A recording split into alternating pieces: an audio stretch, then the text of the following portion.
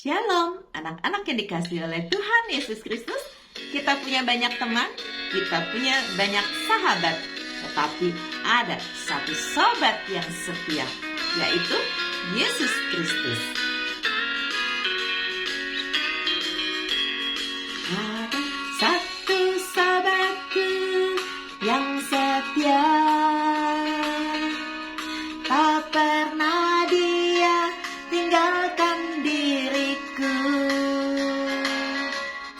Di waktu aku susah, waktuku sendirian, dia selalu menemani diriku. Namanya Yesus, namanya Yesus,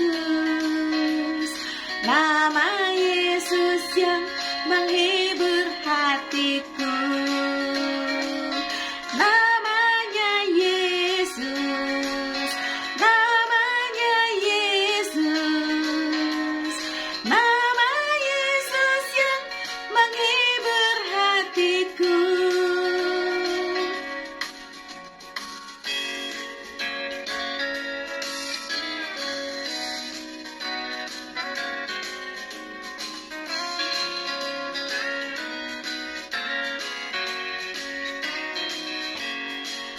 Ada satu sahabatku yang setia, tak pernah dia tinggalkan diriku. Di waktu aku susah, waktuku sendirian, dia selalu menemani diriku. Namanya Yesus, namanya Yesus, nama Yesus yang menghibur hatiku. Namanya Yesus, namanya Yesus, nama Yesus yang menghibur hatiku. Mari kita berdoa.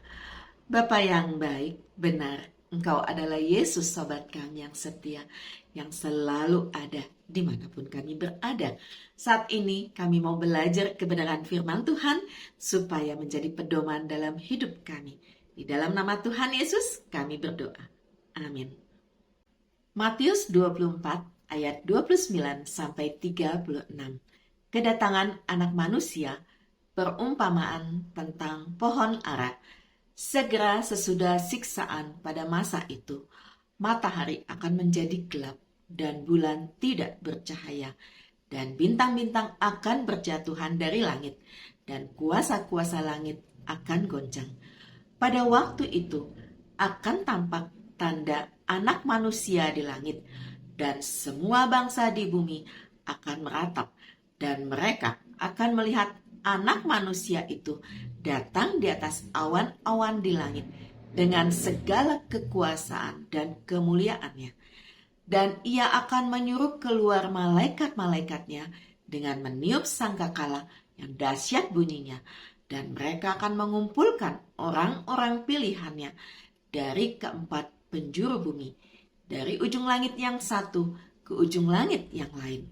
Tariklah pelajaran dari perumpamaan tentang pohon ara.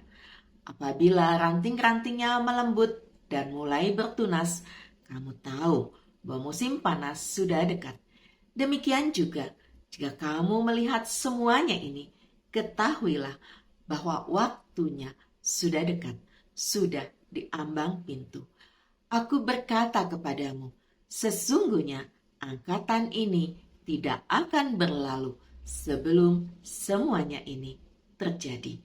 Langit dan bumi akan berlalu, tetapi perkataanku tidak akan berlalu. Tetapi tentang hari dan saat itu tidak seorang pun yang tahu. Malaikat-malaikat di sorga tidak, dan anak pun tidak, hanya Bapa sendiri. Firman-Mu pasti, Kelak, Tuhan Yesus akan datang kembali. Dia akan menjemput kita, anak-anaknya, untuk masuk ke hidup yang mulia dan kekal. Tapi sebelumnya, ada banyak hal akan terjadi. Hal-hal yang tidak terbayangkan, yang mungkin membuat kita takut dan ragu.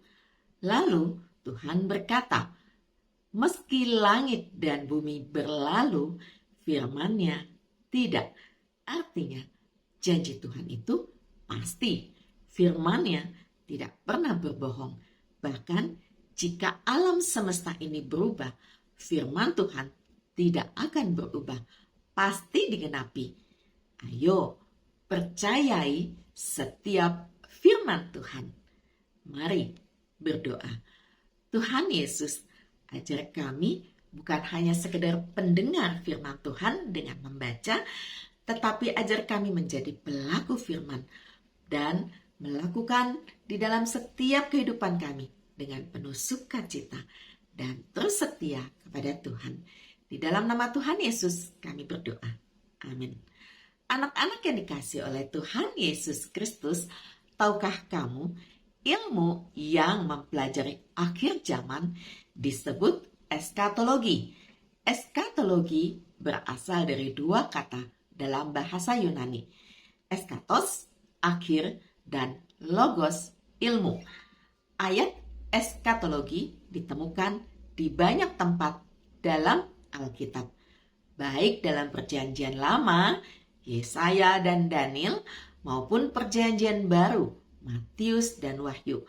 Eskatologi biasanya membahas tentang kedatangan Yesus yang kedua kali, kebangkitan orang mati, penghakiman dan kerajaan 1000 tahun, dan juga tanda-tanda yang mendahului akhir zaman itu.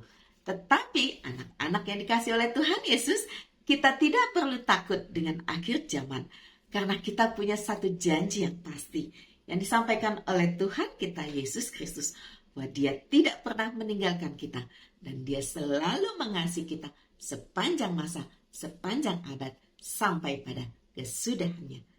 Amin.